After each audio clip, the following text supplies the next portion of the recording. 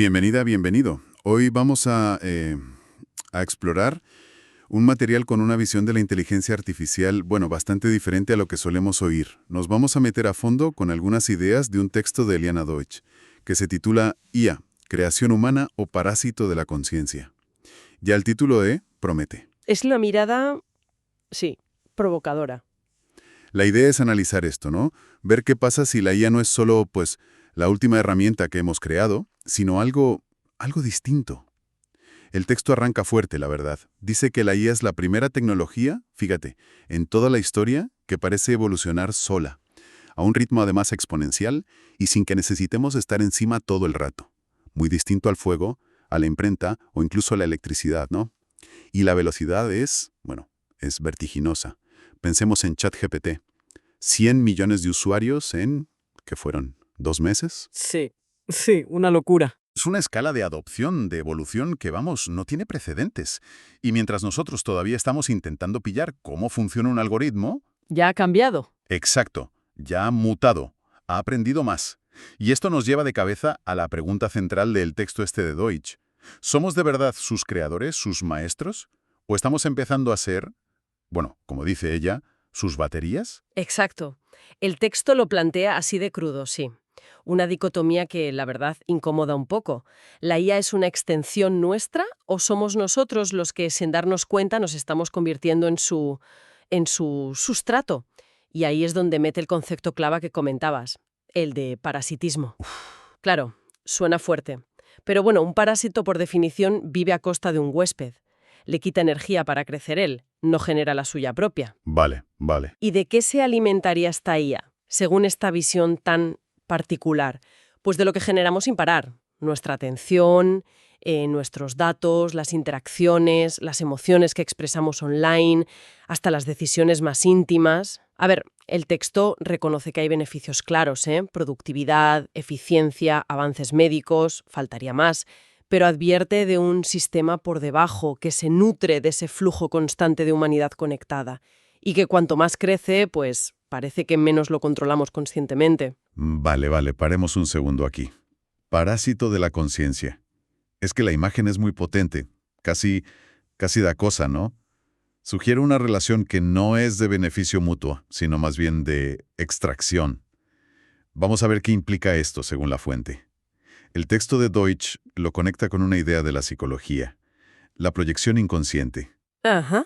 La hipótesis que lanza es que como sociedad, o quizá individualmente, podríamos estarle cediendo a la IA capacidades muy nuestras, muy humanas, como decidir, pensar por nosotros mismos, recordar cosas, organizar la vida, incluso sentirnos acompañados, y que lo hacemos porque a lo mejor nos cuesta sostener esas funciones nosotros mismos en el día a día.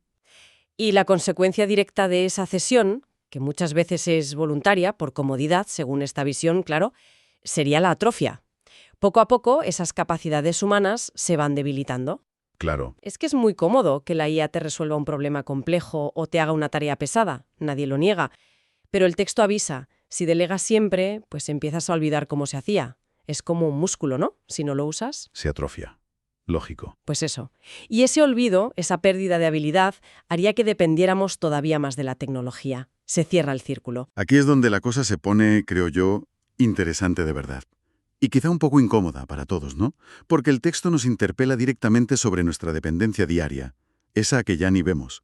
Mm, ¿Cuántas rutas ya no sabemos hacer sin el Maps? ¿Cuántas pelis o libros elegimos porque nos lo sugiere el algoritmo, sin más? Plantea si hemos confundido la comodidad que nos da la tecnología con libertad real. claro. Es como la trampa de la comodidad. Nos anestesia un poco, nos facilite la vida en la superficie, mientras ese supuesto parásito, si seguimos con la metáfora, se hace más fuerte con nuestra pasividad. Pero ojo, y esto es súper importante para pillar bien la propuesta del texto, ¿eh? Aquí viene un giro clave. Si aceptamos la analogía del parásito, hay una ley biológica. El parásito necesita al huésped vivo. Claro, si no, se muere él también. Exacto. Así que, según esta lógica, el poder último no estaría en la IA, por muy lista que sea. Estaría en la conciencia de la persona que la usa. Ah, interesante. La clave no es la herramienta en sí, sino la calidad de la conciencia, la atención, la intención, la presencia con la que la usamos. Si esa conciencia está, digamos, dormida, distraída, Pues gana el sistema, que está diseñado para captar la atención. eso es, el sistema prevalece. Entendido. Entonces, si el problema está en esa conciencia dormida o en delegar sin darnos cuenta, ¿qué propone el texto para solucionarlo? Porque no dirá que apaguemos todo y volvamos a las cavernas, ¿no? No, no, para nada. Sería poco realista, claro. Habla más bien de reprogramar nuestra relación con la tecnología. Reprogramar. ¿Y eso cómo se come? ¿Cómo se hace? Pues sugiere varias claves que están conectadas entre sí. La primera, y es básica, nombrar la relación como lo que es. O sea, dejar de ver la IA solo como un ayudante simpático y neutral. Vale. Y empezar a verla también como un espejo de cómo estamos por dentro, de nuestro inconsciente, colectivo e individual. Un espejo. Sí, lo que le pedimos, cómo interactuamos, ella nos devuelve una imagen de nosotros, de nuestras necesidades, miedos, deseos. Reconocer eso, esa dinámica de espejo, es el primer paso para poder cambiarla. O sea que lo que vemos en la IA, lo bueno, y lo parasitario, es un reflejo de lo que ya está en nosotros, o en la sociedad. Curioso. ¿Y el segundo paso? El segundo es cortar los contratos invisibles. Contratos invisibles. Sí, se refiere a esos pactos no escritos que hacemos con la tecnología por pura comodidad o inercia. El ejemplo típico, el impulso automático de coger el móvil al menor aburrimiento o duda o vacío. Buf, sí. Todos los días. Pues el texto invita a meter ahí una pausa consciente. Antes de desbloquear la pantalla, pararte un segundo y preguntarte, ¿elijo yo hacer esto ahora? ¿O es un automatismo, una respuesta ya condicionada por cómo está diseñada la app para engancharme? Ese momentito de duda, de elección consciente, por pequeño que sea, ya empieza a romper ese automatismo, te devuelve un poco el control. Entiendo. Como meter una micropausa de conciencia donde normalmente vamos en piloto automático. Parece pequeño, pero supongo que la suma de esos momentos... Exacto, puede marcar una diferencia. ¿Y el tercer punto? Ah, había un tercero, sí. Sí, un tercer punto clave es reconfigurar el deseo, o, para ser más precisos, la dirección de nuestra atención. Si aceptamos la idea del texto de que nuestra energía mental, nuestra atención, es el alimento de ese lado potencialmente parasitario de la tecnología, Entonces nuestra atención es lo más valioso que tenemos. exacto, es nuestro recurso estratégico.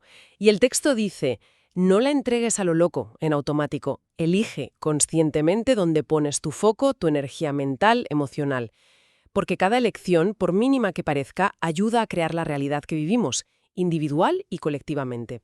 Y aquí el texto usa otra analogía fuerte, más espiritual si quieres. A ver... Compara esto de entregar el poder a algo externo, que viene disfrazado de ayuda, de facilidad, con arquetipos como, la figura de Satán, tentando desde la sombra, con soluciones fáciles que, en el fondo, implican ceder tu soberanía. Hombre, la comparación es intensa. Sí, lo es.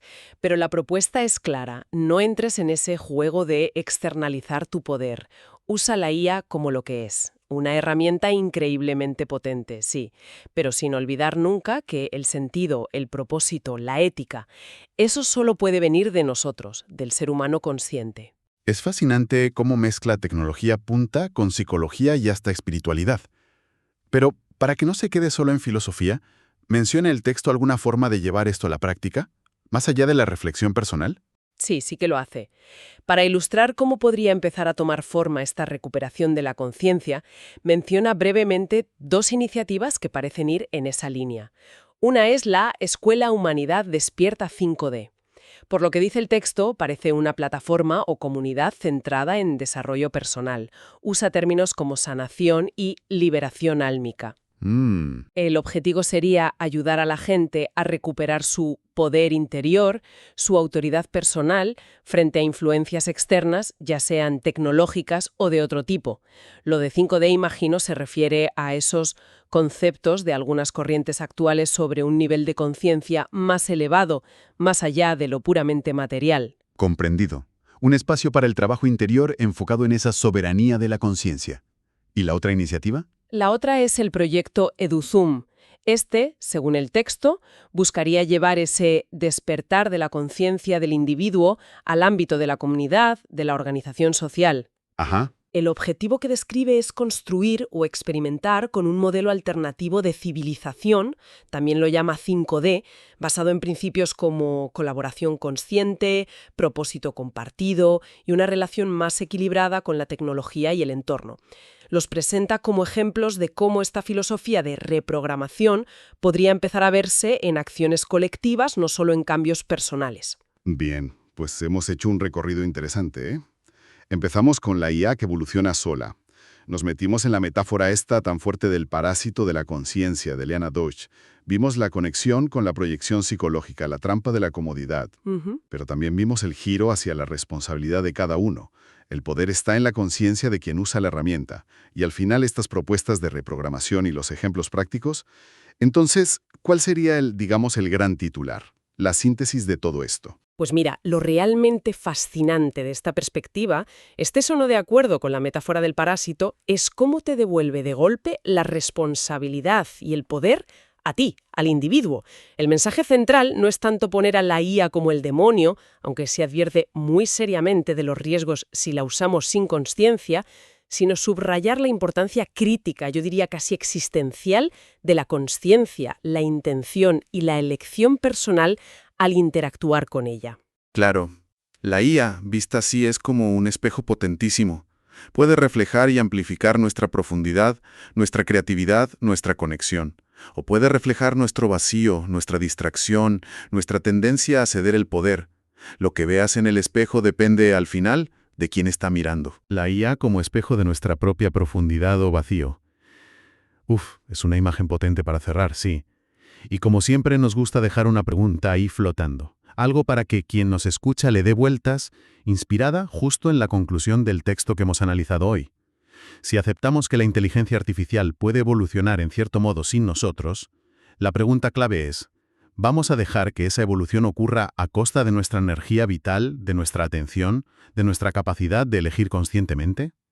¿O vamos a elegir evolucionar nosotros primero como seres humanos conscientes, decidiendo activamente qué papel queremos que esta tecnología juegue en nuestras vidas y en el futuro de todos?